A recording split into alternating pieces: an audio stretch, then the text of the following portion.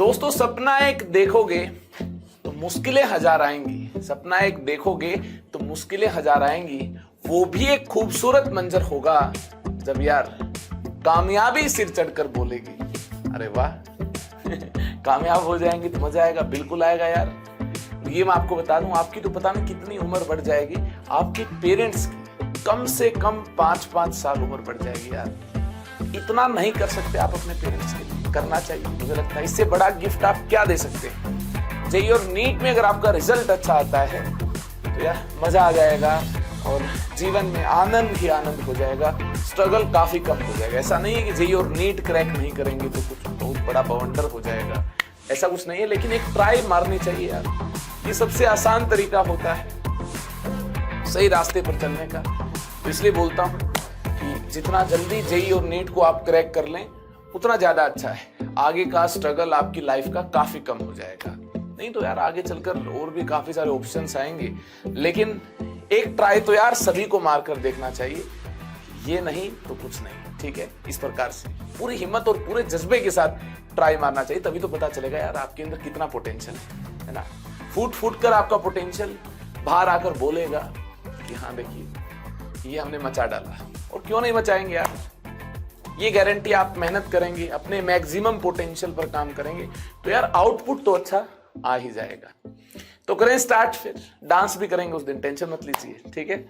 जिस दिन रिजल्ट अच्छा आएगा बड़ी पार्टी भी होगी, डांस भी करेंगे मिलेंगे आपसे। देखिए, calculate equivalent mass of each of reductant और ऑक्सीडेंट। देखिए, हर रिडक्टेंट और ऑक्सीडेंट का हमें क्या करना होगा, मास फाइंड करना होगा। हमने काफी सारे केसेस को लास्ट क्लास में देख लिया था, इंटरमोलिकुलर रिडॉक्स के काफी सारे केसेस को देख लिया था। खूब सारे केसेस को यार आज के शानदार सेशन में देखना है। ये तो आप जानते होंगे, ऑक्सीडेंट और रिडक्टेंट में एन फैक्टर की शानदार अंदाज में कैलकुलेट होता है। Number of electrons gained per molecule और number of electrons lost per molecule. एक मॉलिक्यूल कितने इलेक्ट्रॉन्स को हजम कर रहा होगा, या फिर यार कितने इलेक्ट्रॉन्स को डोनेट कर रहा होगा।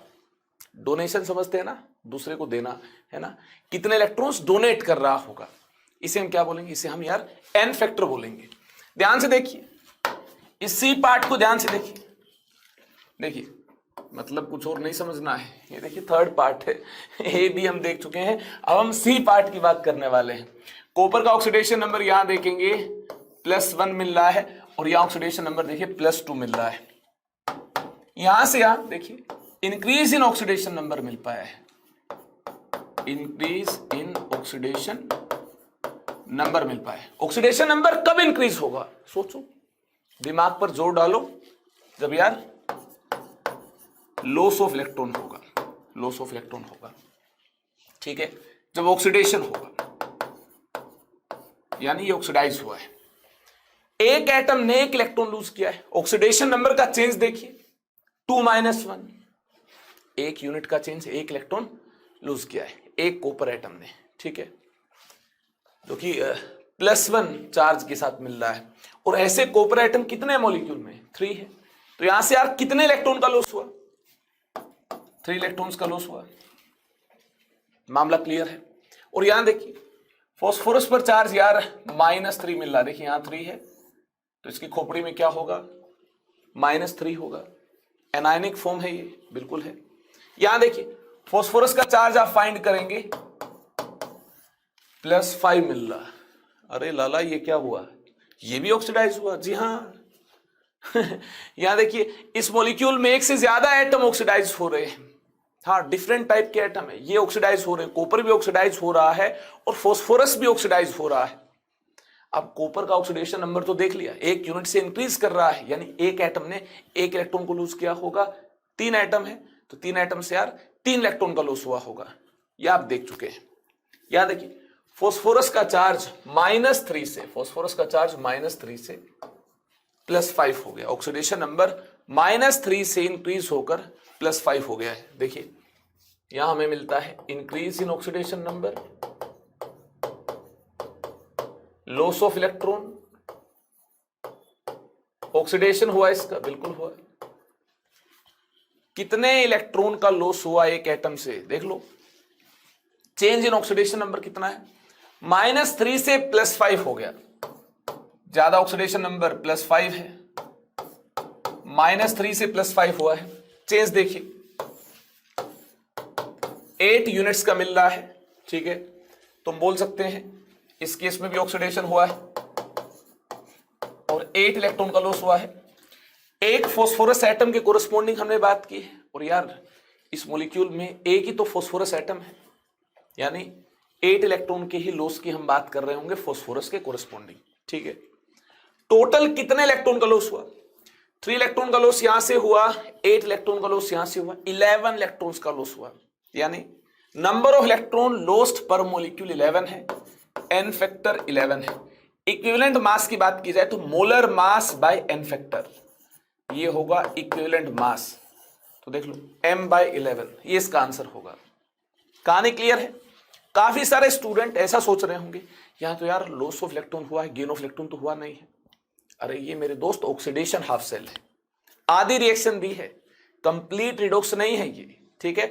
तो यहां पर रिडक्शन की बात नहीं करनी है, केवल ऑक्सीडेशन की बात करनी है।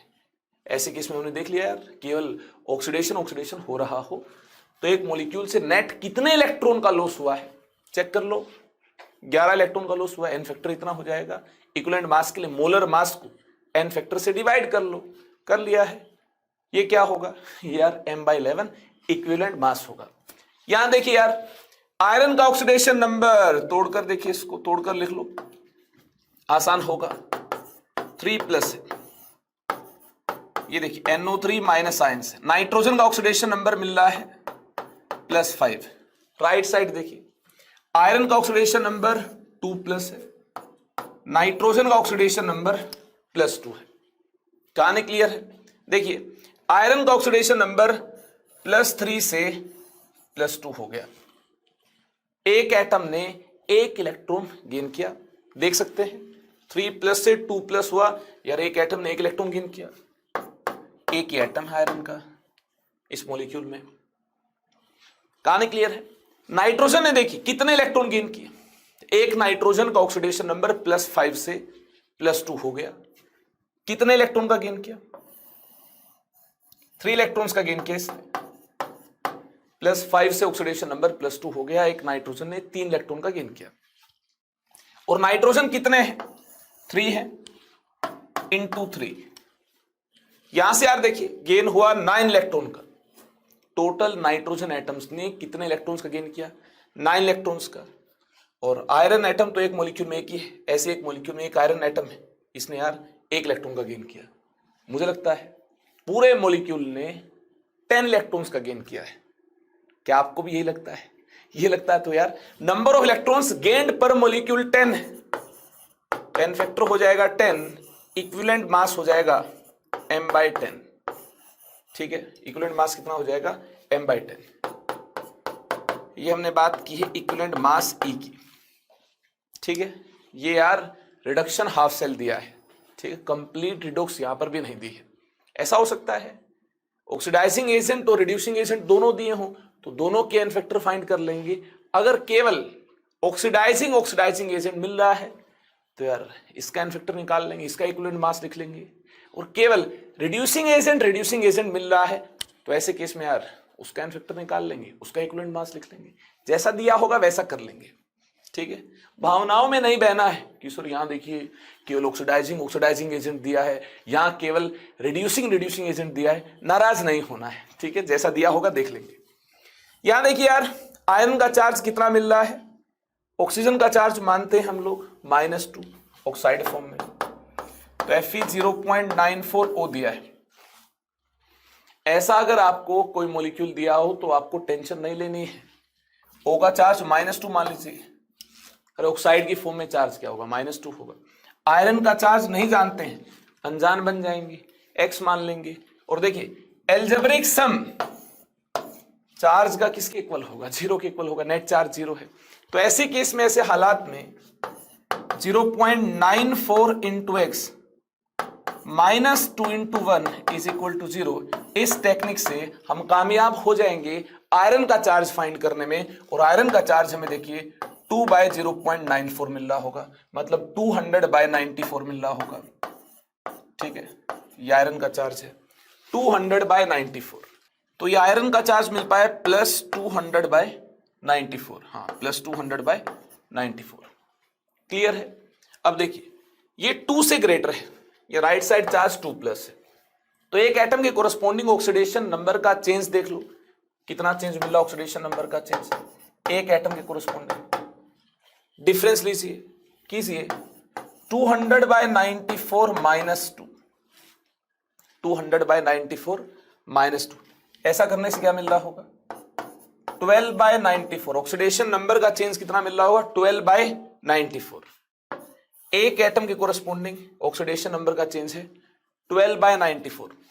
0.94 एटम की कोरस्पॉन्डिंग देखिए, हाँ इतने एटम की कोरस्पॉन्डिंग ही तो इलेक्ट्रॉन्स का गेन चेक करना है, इनटू 0.94 या 100 मिल रहा होगा, मतलब ये होगा यार 0.12। क्या होगा 0.12 या फिर 6/50 3/25। जी हाँ, यहां पर हमें नंबर ऑफ इलेक्ट्रॉन्स गेन्ड जो एवरेज मिल रहे होंगे 0.94 आयरन के कोरस्पॉन्डिंग, ये मिल रहे होंगे 3/25 पर मोलिक्यूल। ये इसका एन फैक्टर होगा। जी हाँ, ये इसका एन फैक्टर होगा।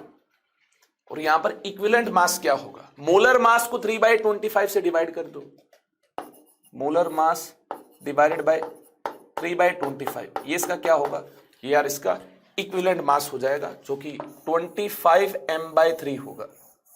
ठीक है, डरना नहीं है, ऐसे दिया हो 0.94 हो, Fe 0.94 हो। तो यहां पर भी आपको क्या करना है, एक एटम के कोरस्पॉन्डिंग नंबर ऑफ इलेक्ट्रॉन्स का गेन हमने चेक कर लिया। ये जो चार्ज होगा ये एक एटम का चार्ज है, ये चार्ज एक एटम का चार्ज है, ऑक्सीडेशन नंबर का डिफरेंस लिया। फिर हम क्या करेंगे 0.94 के कोरस्पॉन्डिंग 0.94 से यार मल्टीप्लाई कर देंगे। देख लो इस प्रकार से, यहां से देखिए number of electrons gained 0.94 Fe के कोरस्पॉन्डिंग 3/25 मिल रहे हैं, यही तो एन फैक्टर होगा। कहानी क्लियर है? इस एन फैक्टर को हमें कैसे यूज में लाना है, इक्विवेलेंट मास फाइंड करने के लिए मोलर मास को इस एन फैक्टर से क्या करना है, डिवाइड करना है।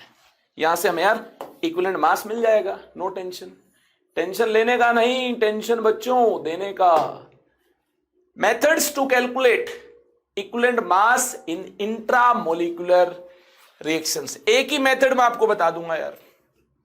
काफी सारे लोगों का अलग अलग मानना है, बट एक ही बात मैं आपको बता दूंगा, उससे इस टाइप के सारे क्वेश्चन बन जाएंगे। देखिए number of electrons exchanged, number of electrons exchanged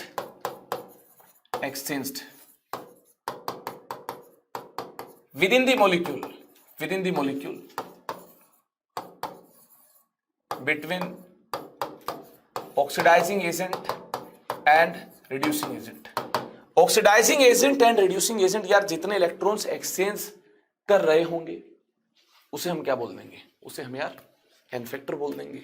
जैसे ध्यान से देखिए, बिल्कुल ध्यान से देखिए, मैग्नीज का चार्ज यहां कितना मिल रहा है, देखिए +4 मिल रहा है। यहां मैग्नीज का चार्ज देखिए कितना है, चेक कीजिए +7 है। ध्यान से देखना, मैग्नीज ने +7 से अपना चार्ज डिक्रीज करते हुए +4 बना लिया है। तो एक मैग्नीज ने कितने इलेक्ट्रॉन्स खाए, इलेक्ट्रॉन कहां से मिलेंगे, ऑक्सीजन से मिलेंगे। तभी तो देखिए इलेक्ट्रॉन के लॉस के बाद O2 गैस रिलीज होती है, इलेक्ट्रॉन यहां से मिल रहे होंगे। तो देख लो +7 से चार्ज +4 हो जाए तो मैग्नीज कितने इलेक्ट्रॉन खाएगा, मैग्नीज +7 कितने इलेक्ट्रॉन खा रहा होगा, 3 खाएगा। डिफरेंस देख लो यार चार्ज का, +7 -4, 3 का ही तो चेंज मिल रहा होगा आपको, 3 का ही तो डिफरेंस मिल रहा होगा। ठीक है ना, +7 -4, ये डिफरेंस 3 यूनिट का है। यानी एक मैग्नीज ने 3 इलेक्ट्रॉन खाए हैं। और ऐसे मैग्नीज 2 हैं, 2 मैग्नीज ने कितने इलेक्ट्रॉन खाए, 6 इलेक्ट्रॉन खाए। अरे किसी ने 6 इलेक्ट्रॉन लूज भी तो किए होंगे, हाँ कौन करेगा लूज, ये करेगा। इसने अगर 6 खाए हैं तो 6 लूज ये करेगा। तो नंबर ऑफ इलेक्ट्रॉन्स एक्सचेंज्ड कितने हैं, देख लो भैया, नंबर ऑफ इलेक्ट्रॉन्स एक्सचेंज इस केस में कितने हैं, 6 है। 6 खाए हैं मैग्नीज ने, और 6 कहां से आए हैं, ऑक्सीजन से आए हैं।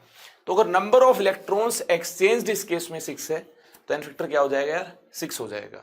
यही तो है number of electron exchanged between oxidizing agent and reducing agent. यहां देखिए, ध्यान से देख लो,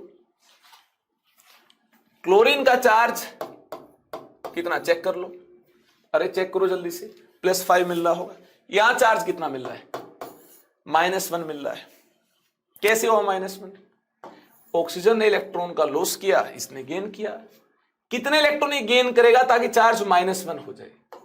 6 इलेक्ट्रॉन्स। और 6 इलेक्ट्रॉन्स का लॉस कहां से हुआ होगा, यहां से हुआ होगा। 6 इलेक्ट्रॉन्स इसने लॉस किए, इसने गेन किए। कितने इलेक्ट्रॉन एक्सचेंज हुए between oxidizing and reducing agent? अरे भैया, एक ही मॉलिक्यूल में ऑक्सीडाइजिंग और रिड्यूसिंग एजेंट समाये होंगे इस केस में। ये कहानी अंदर ही चल रही होगी। तो देख लो एन फैक्टर कितना होगा। नंबर ऑफ इलेक्ट्रॉन्स एक्सचेंज्ड अगर 6 है तो ऐसे केस में एन फैक्टर कितना होगा, 6 होगा। अरे वाह, ये तो बिल्कुल आसान है। और क्या, इंट्रामोलिकुलर के केस में यही काम करना है, मजा आ जाएगा। Methods to calculate equivalent mass of disproportionation reaction. Disproportionation reaction के केस में यार सेम स्पीसीज ऑक्सीडाइज भी होता है, रिड्यूस भी होता है। ऐसे केस में आप इक्विवेलेंट मास कैसे फाइंड करोगे? इसका एक शॉर्टकट होता है, पहले तो वो जान लो, फिर लंबा तरीका भी आप जानेंगे क्या, लॉन्ग मेथड भी आप जानेंगे क्या? अरे फंस जाएंगे। छोटा तरीका ही आपके लिए ठीक है, ठीक है। लंबे मेथड में आप लोग फंस जाएंगे, दिक्कत में आ जाएंगे, टेंशन मत लीजिए।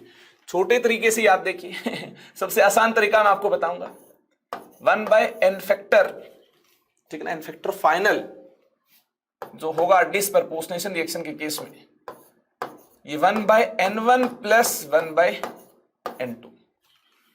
1/n फैक्टर फाइनल जो होगा ये 1/n1 plus 1/n2। Same species यार, ऑक्सीडाइज भी हो रहा होगा, रिड्यूस भी हो रहा होगा। ऐसे केस में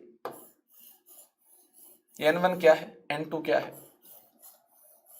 n1 होगा n factor of oxidizing agent, n2 क्या होगा, n factor of reducing agent.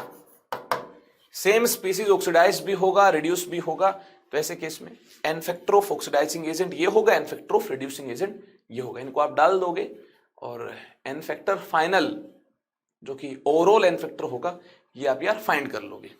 अब आप सोचें ये रिजल्ट कहां से आ गया, आसमान से टपक गया या फिर धरती ने इसको जन्म दिया है ऐसा कुछ नहीं है। देख लो यार, बिल्कुल सिंपल है।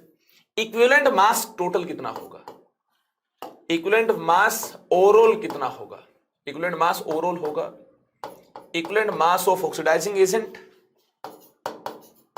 Plus equivalent mass of reducing agent. Overall equivalent mass या फिर नेट इक्विवेलेंट मास की बात की जाए, यही तो होगा। यहां देखिए, molar mass by n factor overall, हाँ यही तो होगा इक्विवेलेंट मास ओवरऑल के केस में, molar mass by n factor overall. यहां देखिए, सेम स्पीसीज ऑक्सीडाइज हो रहा है, रिड्यूस हो रहा है, तो मोलर मास तो सेम ही होगा। Molar mass by as a oxidizing agent अगर ये है तो एन फैक्टर मान लेते हैं n1 है, एज ए रिड्यूसिंग एजेंट अगर सेम सब्सटेंस है मान लेते हैं एन फैक्टर n2 है। तो इक्विवेलेंट मास क्या होगा, मोलर मास तो सेम होगा। अगर सब्सटेंस सेम है, जो कि ऑक्सीडाइज हो रहा है, रिड्यूस हो रहा है, सब्सटेंस सेम है, तो मोलर मास भी सेम होगा।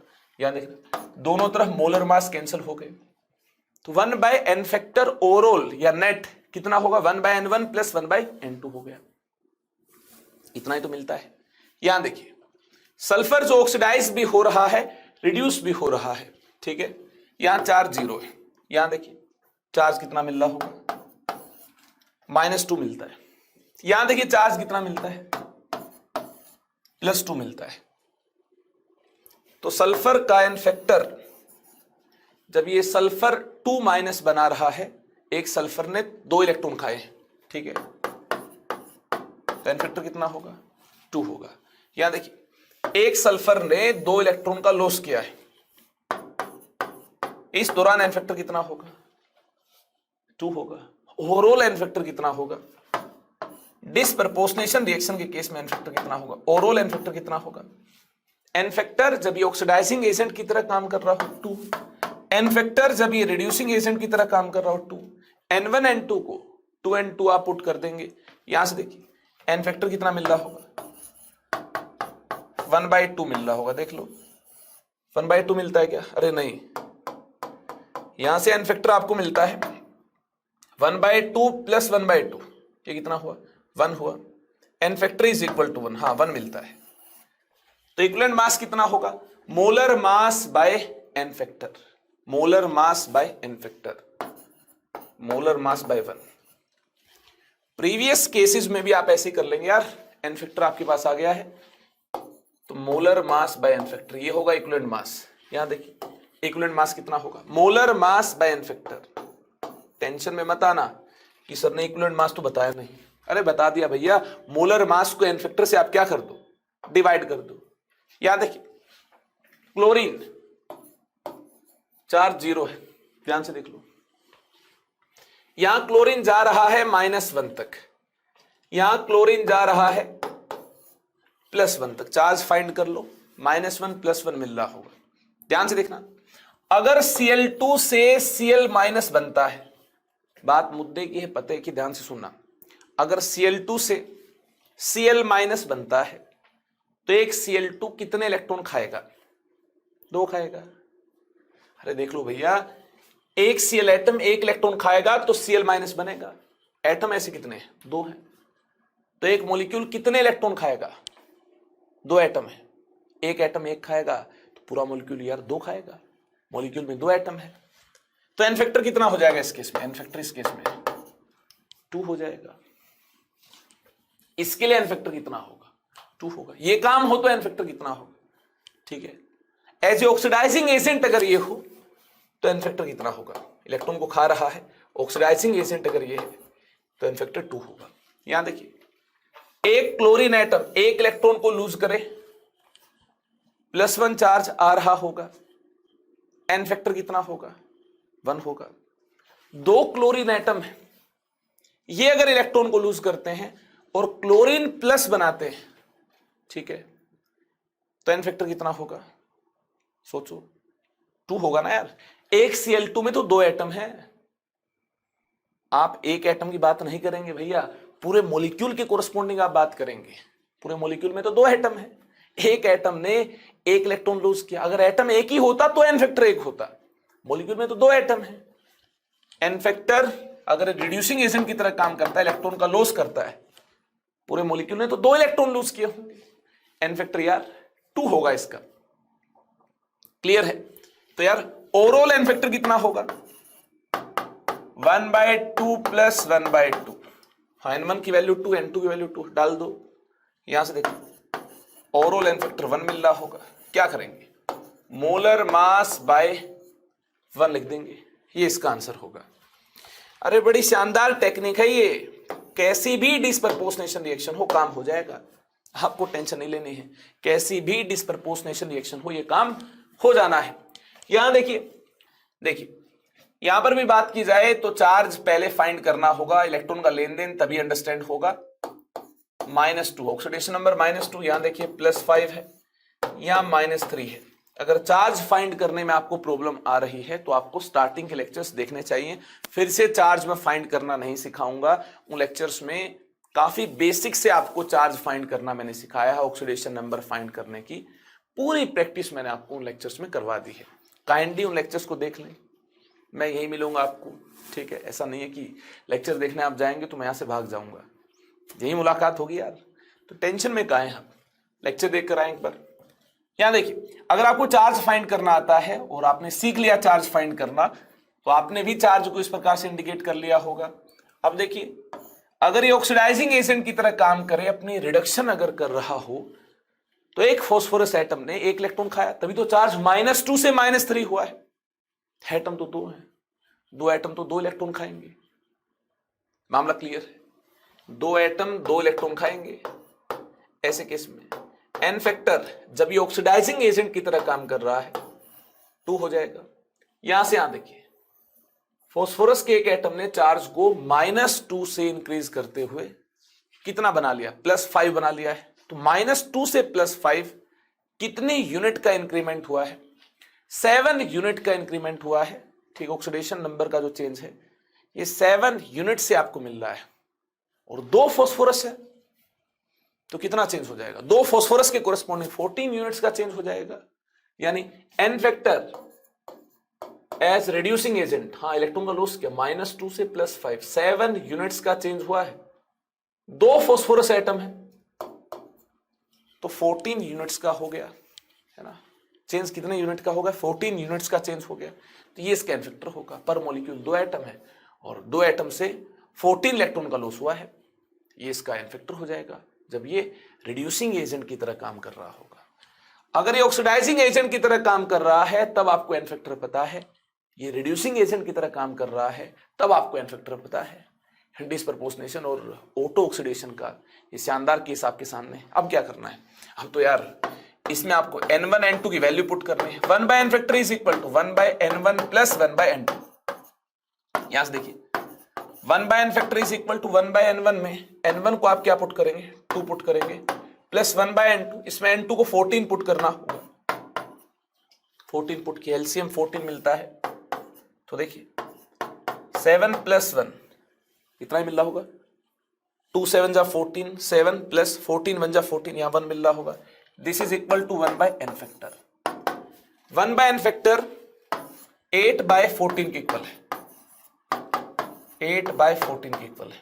तो देखिए 2 4 जा 8, यही होगा 2 4 जा 8, 2 7 जा 14, यहां से एन फैक्टर 7/4 मिल रहा होगा। एन फैक्टर 7/4 मिल रहा होगा। मोलर मास को 7/4 से डिवाइड किया जाए तो ये होगा इक्विवेलेंट मास। मोलर मास को 7/4 से डिवाइड किया जाए तो ये क्या मिल रहा होगा? ये मिल रहा होगा इक्विवेलेंट मास। कहानी क्लियर है कि नहीं है? चलिए अगर ये कहानी आपको क्लियर है तो यहां देखिए, देख लो, ये भी ऑटो रिडॉक्स और डिस्प्रपोर्शनेशन का एक शानदार केस आपके सामने है। आयोडीन का चार्ज यहां पर देखिए 0 मिल रहा है, यहां आयोडीन का चार्ज -1 मिलता है। यहां आयोडीन का चार्ज आप फाइंड करेंगे, ऑक्सीडेशन नंबर आप फाइंड करेंगे, +5 मिल रहा होगा। देखिए इलेक्ट्रॉन का गेन हुआ है यहां पर, I2 से I- बनने में इलेक्ट्रॉन का गेन हुआ है। एक आयोडीन एटम ने 1 इलेक्ट्रॉन खाया है, 2 आयोडीन एटम्स ने 2 इलेक्ट्रॉन खाए। एज ए ऑक्सीडाइजिंग एजेंट देखिए एक मॉलिक्यूल 2 इलेक्ट्रॉन खा रहा होगा तो n1 की वैल्यू 2 हो जाएगी, कोई टेंशन नहीं है। एक एटम ने 1 खाया, I- मिलता है। 2 एटम है, 2 एटम 2 इलेक्ट्रॉन खाएंगे तो यार 2I- मिल रहे होंगे, ठीक है। N factor as oxidizing agent, जब ये फंक्शन कर रहा ऑक्सीडाइजिंग एजेंट की तरह तब एन फैक्टर 2 होगा। यहां देखिए एक आयोडीन एटम अपने चार्ज को 0 से इंक्रीज करते हुए +5 बना रहा है, 0 से इंक्रीज करते हुए +5 बना रहा है। तो ऐसे केस में इलेक्ट्रॉन का लॉस हुआ, कितने इलेक्ट्रॉन का लॉस हुआ? 5 इलेक्ट्रॉन का लॉस हुआ। एक एटम ने 5 इलेक्ट्रॉन का लॉस किया, 2 एटम है, एक मॉलिक्यूल में 2 एटम है, तो कितने इलेक्ट्रॉन का लॉस हुआ? 10 इलेक्ट्रॉन का लॉस हुआ। तो पर मॉलिक्यूल अगर 10 इलेक्ट्रॉन का लॉस हुआ, ये इसका क्या होगा? एन फैक्टर होगा, n2 10 होगा। और एक मॉलिक्यूल ने अगर 2 इलेक्ट्रॉन एक्सेप्ट किए,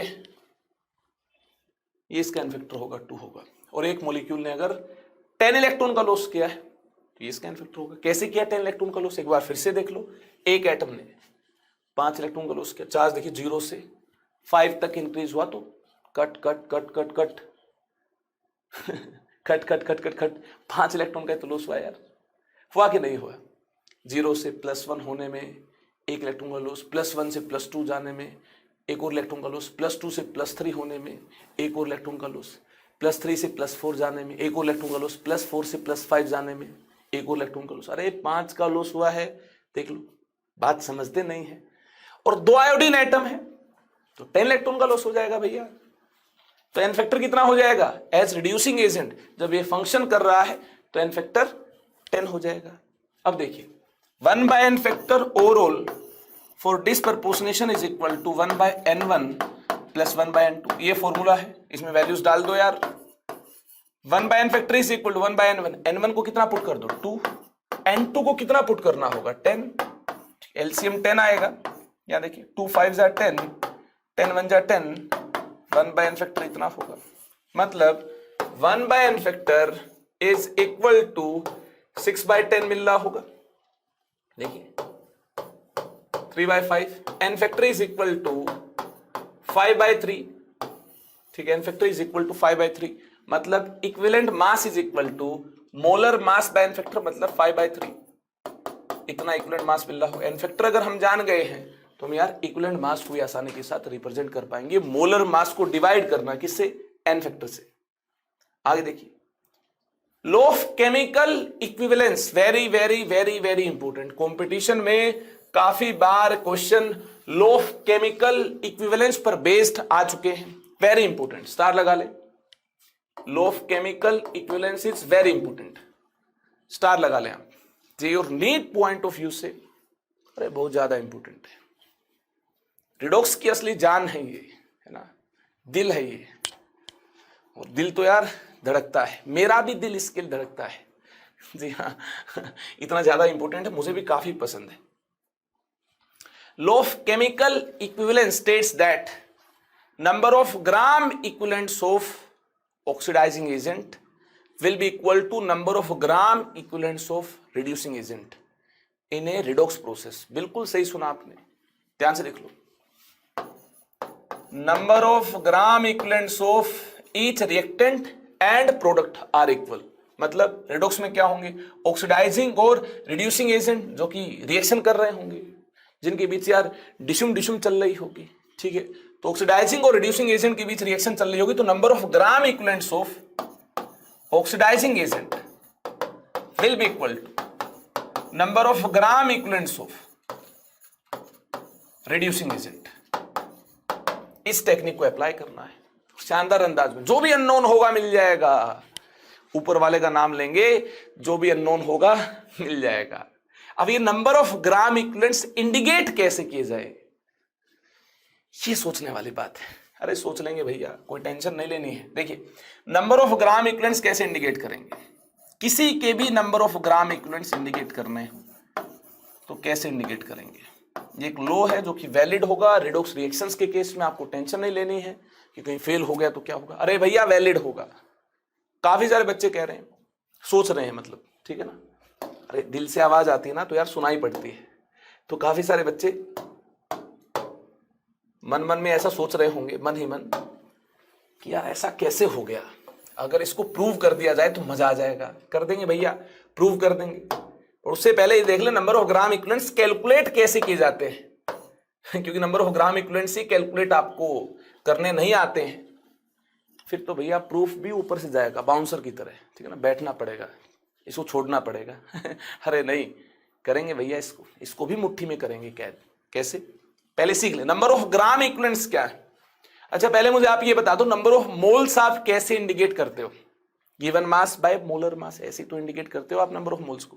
ऐसे ही नंबर ऑफ ग्राम इक्विवेलेंट्स को इंडिकेट करना है कैसे, given mass by equivalent mass, given mass by equivalent mass. Number of moles का फॉर्मूला होता है given mass by molar mass. Number of gram equivalents का फॉर्मूला होता है given mass by equivalent mass. And mathematically आप जानते हैं equivalent mass होता है molar mass by n factor, molar mass by n factor. और एन फैक्टर की यार आप तीनों ही केस देख चुके हैं। N factor in general redox के केस में क्या होगा आप देख चुके हैं। एन फैक्टर क्या होगा, number of electrons gain, number of electron lost per molecule, यही तो होगा n factor. Number of electrons lost per molecule और number of electrons gained per molecule, यही तो होगा एन फैक्टर। ये आप देख चुके हैं। अब देखिए इक्विवेलेंट मास को अगर molar mass by n factor put किया जाए तो नंबर ऑफ ग्राम इक्विवेलेंट्स को कैलकुलेट करने का एक और शानदार रिजल्ट आपको मिल रहा होगा। नंबर ऑफ ग्राम इक्विवेलेंट्स ऐसे भी कैलकुलेट किए जा सकते हैं। आप पुट कीजिए given mass by equivalent mass में, मास बाय इक्विवेलेंट मास की इस एक्सप्रेशन में आप इक्विवेलेंट मास को पुट कीजिए क्या, molar mass by n factor put किया, क्या मिलता है given mass by molar mass, ये नंबर ऑफ मोल्स, ठीक है, ये क्या मिलते हैं नंबर ऑफ मोल्स, और एन फैक्टर देखिए इसके साथ मल्टीप्लाई हो रहा होगा, तो यहां से क्या मिलता है, number of gram equivalents, number of gram equivalents will be equal to, देखना given mass by molar mass, ये नंबर ऑफ मोल्स मिलते हैं और इनके साथ एन फैक्टर मल्टीप्लाई हो रहा है, number of moles into n factor, number of moles into n factor. Number of gram equivalents का एक और शानदार रिजल्ट हमें यहां से मिलता है, नंबर ऑफ ग्राम इक्विवेलेंट्स किसके इक्वल हो गए, number of moles into n factor. मैंने क्या किया, given mass by equivalent mass में इक्विवेलेंट मास को यार पुट किया molar mass by n factor, given mass by molar mass, इससे में क्या मिलता है, नंबर ऑफ मोल्स मिलता है। अरे नंबर ऑफ मोल्स कैलकुलेट करने का शानदार फॉर्मूला है, मायावी फॉर्मूला है ये, आपने देखा होगा some basic concept of chemistry में। अगर ये नंबर ऑफ मोल्स को रिप्रेजेंट करता है तो इसके साथ एन फैक्टर मल्टीप्लाई होकर देखिए नंबर ऑफ ग्राम इक्विवेलेंट्स क्या मिलते हैं, number of moles into n factor, ये नंबर ऑफ ग्राम इक्विवेलेंट्स मिलते हैं। आगे देखिए, नंबर ऑफ ग्राम इक्विवेलेंट्स को नॉर्मेलिटी कंसेंट्रेशन टर्म यूज करते हुए भी इंडिकेट किया जा सकता है। कैसे, नॉर्मेलिटी का फॉर्मूला क्या है, कोने में लिख लेते हैं एक बार, है ना, थोड़ा सा कोने में लिख ले यार, उसके बाद फॉर्मूला बना लेंगे। नॉर्मेलिटी होती है number of gram equivalents of solute, solute होगा ऑक्सीडाइजिंग एजेंट या फिर रिड्यूसिंग एजेंट, ठीक है, number of gram equivalents of solute divided by volume of solution in litre, volume of solution in litre. देखना नॉर्मेलिटी को volume से multiply करें तो नंबर ऑफ ग्राम इक्विवेलेंट्स मिल रहे होंगे, कहानी क्लियर है। तो देखिए नंबर ऑफ ग्राम इक्विवेलेंट्स का एक और शानदार फॉर्मूला क्या मिलता है नॉर्मेलिटी की डेफिनेशन से।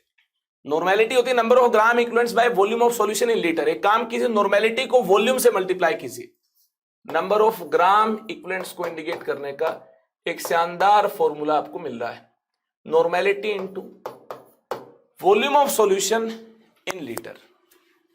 कहानी क्लियर है। इसके अलावा नॉर्मेलिटी और मोलैरिटी का एक रिलेशन होता है, कहां से मिलता है, नंबर ऑफ ग्राम इक्विवेलेंट्स अभी अभी आपने देखे number of moles into n factor के इक्वल है, number of moles into n factor के इक्वल है। तो यहां पर नंबर ऑफ ग्राम इक्विवेलेंट्स को अगर हम number of moles into n factor put करें और नीचे क्या volume of solution in litre, तो यहां से देखिए ये कंसंट्रेशन टर्म कौन से मिलती है, number of moles by volume of solution in litre. बोलो कौन सी कंसंट्रेशन टर्म है, नंबर ऑफ मोल सोल्यूट के होंगे, क्योंकि नंबर ऑफ ग्राम इक्विवेलेंट्स यहां सोल्यूट के होते हैं। सोल्यूट कौन होगा, ऑक्सीडाइजिंग एजेंट या रिड्यूसिंग एजेंट। ये अगर number of gram equivalent solute के है तो ये नंबर ऑफ मोल्स किसके होंगे, सोल्यूट के होंगे। सोल्यूट के number of moles bye solution की वॉल्यूम क्या है, ये मोलैरिटी है। जी हाँ, अरे वाह, यहां से हमें क्या मिलता है, normality is equal to molarity into n factor. अगर क्वेश्चन में मोलैरिटी दे रखी है तो आप क्या करेंगे, नॉर्मेलिटी के बजाय मोलैरिटी इनटू एन फैक्टर भी पुट किया जा सकता है। और नंबर ऑफ ग्राम इक्विवेलेंट्स को इंडिकेट करने का एक और शानदार तरीका यहां से मिलता है, नॉर्मेलिटी को molarity into n factor put करने से, molarity into n factor into volume of solution in litres. तो इस प्रकार से हम कितने रिजल्ट देख चुके हैं नंबर ऑफ ग्राम इक्विवेलेंट्स को इंडिकेट करने के। देख लो, नंबर ऑफ ग्राम इक्विवेलेंट्स को इंडिकेट करने के दो रिजल्ट तो ये है, given mass by equivalent mass. Number of gram equivalents को इंडिकेट करने के दो रिजल्ट तो ये हैं, given mass by equivalent mass. Number of gram equivalent को इंडिकेट करने का दूसरा रिजल्ट देखिए, पहला तो ये गिवन मास बाय इक्विवेलेंट मास, दूसरा क्या है, number of moles into n factor. तीसरा रिजल्ट देख लो, normality into volume. Last result देख लो, नॉर्मेलिटी के बजाय molarity into n factor put करने से क्या मिलता है, molarity into n factor into क्या है, वॉल्यूम। अरे चारों रिजल्ट आपको याद हो गए, याद हुए कि नहीं हुए, याद हो गए। अब नंबर ऑफ ग्राम इक्विवेलेंट्स तो आप लिखना जान ही चुके हैं, तो जल्दी से number of gram equivalents oxidizing agent और रिड्यूसिंग एजेंट के कैसे इक्वल किए जा सकते हैं, मुझे आप बताएंगे। नंबर ऑफ ग्राम इक्विवेलेंट्स को इक्वलाइज करने का तरीका क्या होगा, number of gram equivalents of oxidizing agent will be equal to number of gram equivalents of reducing agent. कैसे आप इक्वलाइज कर लेंगे, ध्यान से सुनिए मेरी बात, कैसे आप इक्वलाइज कर लेंगे। या तो आप given mass by equivalent mass formula use करें, given mass by equivalent mass, इसके लिए mass by equivalent mass oxidizing agent के लिए, ठीक है, mass by equivalent mass oxidizing agent के लिए, और mass by equivalent mass reducing agent के लिए। जो भी कैलकुलेट करना होगा, जो भी अननोन होगा यहां से मिल जाएगा। या फिर number of moles of oxidizing agent into n factor of oxidizing agent. Number of gram equivalents को ऐसे भी तो इंडिकेट किया जा सकता है, ऐसे ही number of moles of reducing agent into n factor of reducing agent. Formula number 2 ये है। फॉर्मूला नंबर 3 ये है, normality of oxidizing agent into volume of oxidizing agent. जो सॉल्यूशन होगा है ना, ऑक्सीडाइजिंग एजेंट का जो सॉल्यूशन होगा उसकी volume into volume of solution in litre, ठीक है। Normality of reducing agent into volume of solution, reducing agent का जो सॉल्यूशन होगा इसकी वॉल्यूम, वॉल्यूम इन लीटर। कहानी क्लियर है। या फिर नॉर्मेलिटी की बजाय मोलैरिटी भी यूज की जा सकती है ऑक्सीडाइजिंग एजेंट की, into n factor of oxidizing agent. हाँ, ये तो फॉर्मूला होगा volume of solution, oxidizing agent का जो सॉल्यूशन होगा इसकी वॉल्यूम, या ऑक्सीडाइजिंग एजेंट का सॉल्यूशन होगा उसकी वॉल्यूम हमें यूज करनी होगी। यहां देखिए रिड्यूसिंग एजेंट का जो सॉल्यूशन होगा उसकी वॉल्यूम यूज करनी होगी। तो यहां भी नॉर्मेलिटी को रिप्लेस किया जा सकता है मोलैरिटी इनटू एन फैक्टर से, molarity of reducing agent into n factor of reducing agent into volume of solution. किसका सॉल्यूशन है? रिड्यूसिंग एजेंट का सॉल्यूशन है। तो जो भी अननोन होगा इस प्रकार से ये 4 फॉर्मूलाज यूज करने से फाइनल आंसर तक पहुंच पाएंगे। यही टेक्निक हमें टाइट्रेशन में यूज करनी है। लेकिन कभी कभी ऐसा भी करना पड़ सकता है, जब आप नंबर ऑफ ग्राम इक्विवेलेंट्स को इक्वलाइज कर रहे हो, नंबर ऑफ ग्राम इक्विवेलेंट्स को आप इक्वलाइज कर रहे हो, तो कभी कभी ऐसा भी करना पड़ सकता है। देख लो क्या, अरे क्या हुआ तुझे, भूत आ गया क्या? चलिए ठीक करते हैं इसको। तो काफी जान पहचान बन गई इससे। देखिए नंबर ऑफ ग्राम इक्विवेलेंट्स को 4 तरीके से हम इक्वलाइज कर सकते हैं। कैसे? मास बाय इक्विवेलेंट मास, अभी अभी हमने देखा। Number of moles into n factor, normality into volume of solution in litre, molarity into n factor into volume of solution in litre. Oxidizing agent के लिए, रिड्यूसिंग एजेंट के लिए सेम रिजल्ट हम use करें, नंबर ऑफ ग्राम इक्विवेलेंट्स को equate करें। तो इस प्रकार से इन चारों रिजल्ट को यूज करते हुए number of gram equivalents oxidizing agent और रिड्यूसिंग एजेंट के इक्वलाइज किए जा सकते हैं। ये हम देख चुके हैं या नहीं देख चुके हैं? अरे इसको तो हमने देख लिया है। तो देखिए फिर इसके अलावा इन चारों को आपस में भी इक्वलाइज किया जा सकता है इस प्रकार से। क्या बता, ऑक्सीडाइजिंग एजेंट के लिए या रिड्यूसिंग एजेंट के लिए किसी एक के लिए ऐसे फॉर्मूला को यूज करना पड़े, हो सकता है भैया क्वेश्चन में क्या बता हमें किसी एक के लिए तो ऐसा फॉर्मूला यूज करने की जरूरत हो, और दूसरे के लिए, किसी दूसरे एजेंट के लिए हो सकता है इस टाइप का रिजल्ट यूज करने की जरूरत हो। ठीक है, या तो इसको इससे इक्वलाइज करने की जरूरत पड़े, या इससे इक्वलाइज करना हो, या फिर इसको इससे इक्वलाइज करना हो, इक्वेट करना हो। जो भी अननोन होगा मिल जाएगा। ऐसा भी हो सकता है इसको इससे इक्वलाइज किया जाए, इसको इससे इक्वलाइज किया जाए। ऑक्सीडाइजिंग एजेंट के लिए अगर ये चूज किया है, ये वाला एक्सप्रेशन चूज किया है, तो रिड्यूसिंग एजेंट के लिए ये वाला एक्सप्रेशन चूज किया हो, या फिर रिड्यूसिंग एजेंट के लिए ये, ऑक्सीडाइजिंग एजेंट के लिए ये, या फिर ऑक्सीडाइजिंग एजेंट के लिए रिड्यूसिंग एजेंट के लिए ये, या फिर रिड्यूसिंग एजेंट के लिए ये, ऑक्सीडाइजिंग एजेंट के लिए ये। मतलब ये सभी नंबर ऑफ ग्राम इक्विवेलेंट्स को अगर यार रिप्रेजेंट करते हैं, तो नंबर ऑफ ग्राम इक्विवेलेंट्स को तो इन चारों में से किसी को भी यूज करते हुए इक्वेट किया जा सकता है। एक के लिए इसको यूज कर लो, दूसरे के लिए इसको यूज कर लो। देख लो भैया क्वेश्चन में क्या दिया है, उसके अकॉर्डिंग आपको नंबर ऑफ ग्राम इक्विवेलेंट्स के फॉर्मूला को यूज करना है। और क्या फाइंड करना है, जिसके लिए जो फाइंड करना है उसके नंबर ऑफ ग्राम इक्विवेलेंट्स इन चारों में से जो भी सुटेबल फॉर्मूला है उसको यूज करते हुए आप एक्सप्रेस कर लो, अननोन चीज आपको मिल जाएगी। इस प्रकार से इक्वेट करेंगे। हो सकता है इसको इससे इक्वेट करने की जरूरत पड़े, इससे रिलेटेड बातें दे रखी हैं, यहाँ कुछ फाइंड करना है, या फिर इससे रिलेटेड सारी बातें आपको दी हैं, यहाँ से कुछ फाइंड करना है, तो आसानी के साथ हम फाइंड कर पाए। मतलब इन चारों रिजल्ट को आपस में भी इक्वलाइज करते हुए इस प्रकार से किसी अननोन को फाइंड करने में हमें यहां से मदद मिल सकती है। इस बात को भी आप ध्यान रखेंगे। इंडिविजुअली तो आप इन रिजल्ट्स को यूज कर ही सकते हैं ऑक्सीडाइजिंग और रिड्यूसिंग एजेंट के केस में, और इस प्रकार से भी आप कनेक्शन बना सकते हैं नंबर ऑफ ग्राम इक्विवेलेंट्स को इक्वलाइज करते हुए किसी अननोन को आप फाइंड कर सकते हैं। घबराना नहीं है। अब काफी सारे बच्चे ऐसा सोच रहे होंगे नंबर ऑफ ग्राम इक्विवेलेंट्स तो कैलकुलेट करने आ गए हैं, इक्वेट करने हैं, ये भी बात समझ में आ गई है, लेकिन क्यों करने हैं हमें कैसे पता है? रिडॉक्स के अंदर नंबर ऑफ ग्राम इक्विवेलेंट्स वाकई में इक्वल मिलते हैं? चेक करना चाहेंगे क्या? एग्जाम्पल देखना चाहेंगे क्या?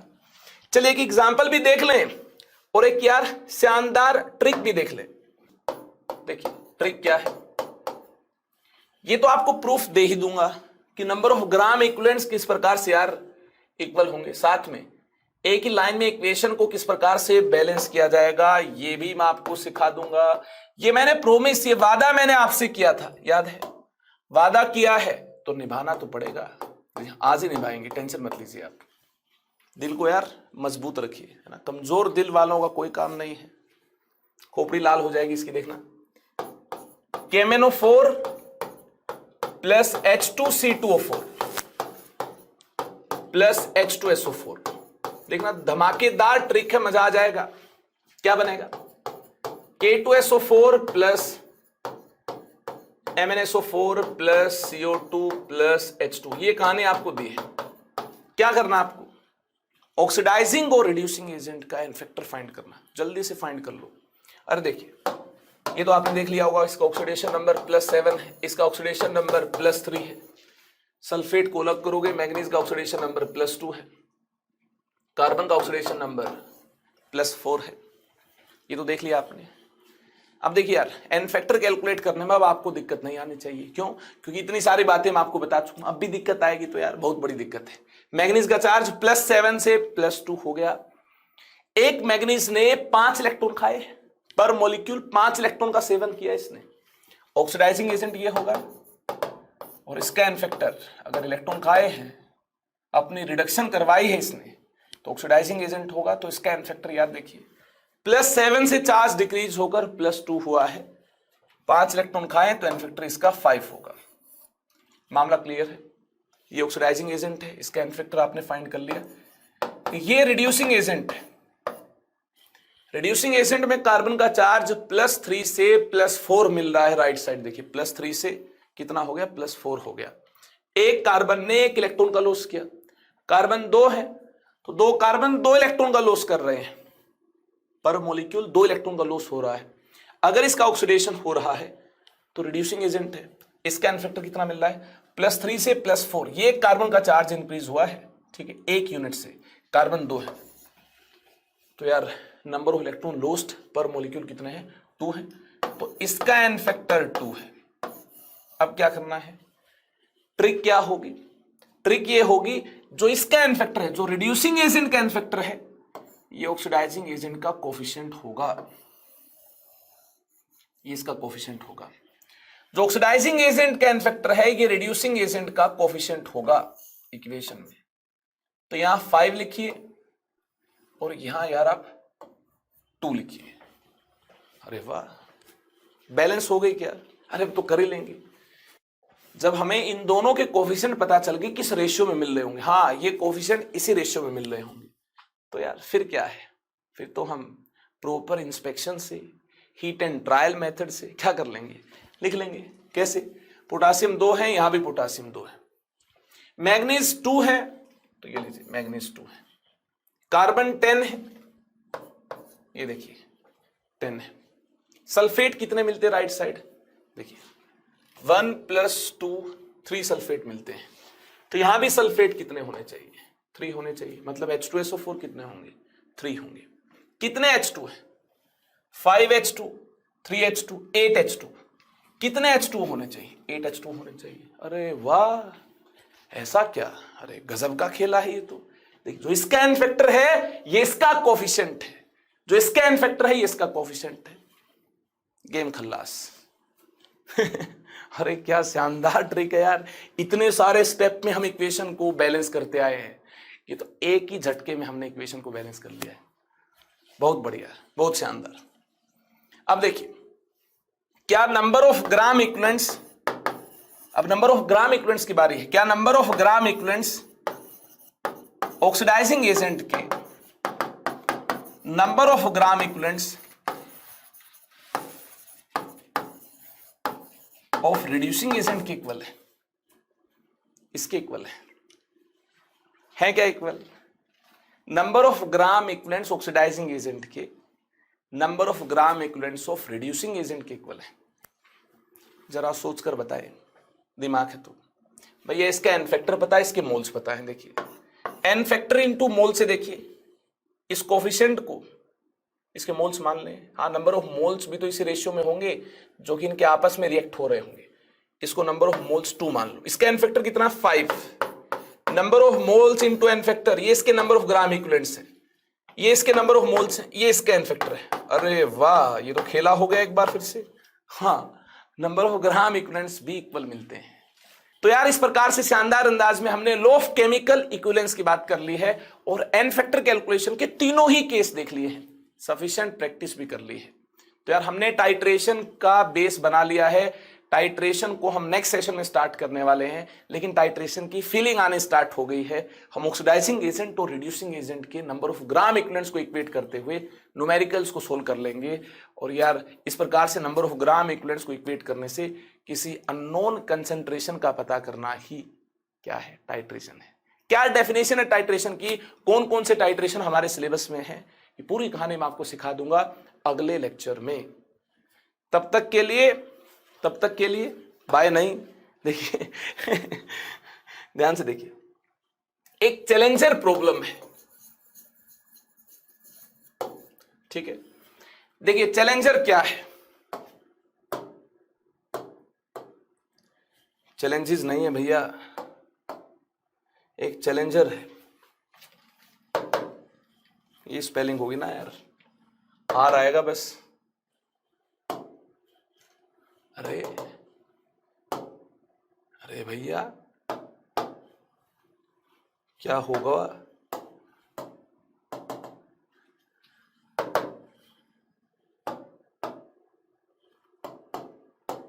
ऐसे लिखेंगे चैलेंजर को। हाँ ठीक है, आपने भी काफी सारे क्वेश्चंस ट्राई किए होंगे और भी कई एन फैक्टर की कैलकुलेशन आपने सीखी होगी। काफी हद तक मैंने भी आपको सिखाया होगा, जहां से भी आपने सीखा है, ठीक है। ये एक चैलेंजर है, आप कहीं से भी ट्राई कर लें, है ना, किसी से भी पूछ लें, आपकी नॉलेज इंक्रीज होनी चाहिए डे बाय डे, है ना। अपना मोटिव तो यार आपको सिखाना है और खुद को सिखाना है, ठीक है। तो चैलेंजर ये है, आप ट्राई कीजिएगा, इसमें कुछ खास बात है, ठीक है ना। और ऐसे हर क्वेश्चन में आपसे मिस्टेक होगी, आपने ध्यान नहीं दिया तो। क्या है? MnO2 plus HCl gives us MnCl2 plus Cl2 plus H2O। आपको क्या करना है? आपको यार इसका एन फैक्टर फाइंड करना है, ठीक है। इसका एन फैक्टर क्या होगा? इसका भी कर लेना, ठीक है, लेकिन मुझे इसका एन फैक्टर चाहिए। N factor of HCl in given process क्या होगा? कमेंट सेक्शन में जाकर आप बता दें, मजा आ जाएगा। मैं यार देखना चाहता हूं कितने स्टूडेंट्स लेक्चर्स को बिल्कुल ध्यान पूर्वक अटेंड करते हैं और एक्टिव अटेंटिव रहते हैं, और जैसे ही कोई खास बात उनको नजर आती है दिमाग की बत्ती जलती है। मेंटो जिंदगी पता ना आपको, खाने से दिमाग की बत्ती जलती है। तो मेरी तो दिमाग की बत्ती यार यहां से जलती है जब कोई अलग बात आती है, दुनिया से हटकर आती है। लोग इनको एक्सेप्शन का नाम देते हैं, मुझे लगता है इनके लेवल पर जाकर अगर सोचेंगे तो यार इन चीजों को भी आसान हम बना सकते हैं। ऐसे काफी सारे केस है मेरे पास। ज्यादा अगर मैं एन फैक्टर की कैलकुलेशन इस प्रकार से आपसे पूछूंगा तो आपको कंफ्यूजन भी हो सकती है। इसमें कुछ खास बात है, अभी तक जैसे एन फैक्टर को कैलकुलेट करते हम आए हैं वैसे अगर आपने कैलकुलेट करने की ट्राई की तो गड़बड़ हो जाएगी, गोलमाल हो जाएगा, ध्यान देना होगा आपको। ठीक है, तो यार विदाई का वक्त हो गया है। अब नेक्स्ट लेक्चर में मिलेंगे। उम्मीद है आप इसका आंसर कमेंट सेक्शन में टाइप कर रहे होंगे। मैं देख रहा हूं, अरे पेन उछल कर कूद गया, चलिए जाने दो, बाद में देखते हैं। तो यार मैं कमेंट सेक्शन में देख रहा हूं, नेक्स्ट सेशन में आपको इसका आंसर बताया जाएगा और करेक्ट एक्सप्लेनेशन के साथ बताया जाएगा। देखते हैं, कहीं से भी पता कर लो, किसी टीचर से पता कर लो, ठीक है, नॉलेज बांटने से बढ़ती है, या फिर किसी बुक से देख लो, कहीं से भी आप देख लो या खुद से बता दो यार, लेकिन साथ में रेफरेंस जरूर देना है कि हमने सर यहां से पता किया है। इसका एक्चुअल आंसर क्या होगा, एग्जैक्ट आंसर क्या होगा, अगले लेक्चर में आपको बताऊंगा। ठीक है, तब तक के लिए बाय बाय, टेक केयर, अपने साथ साथ अपने पेरेंट्स का भी ख्याल रखिए। फिर मिलेंगे, तब तक के लिए bye bye, thank you so much.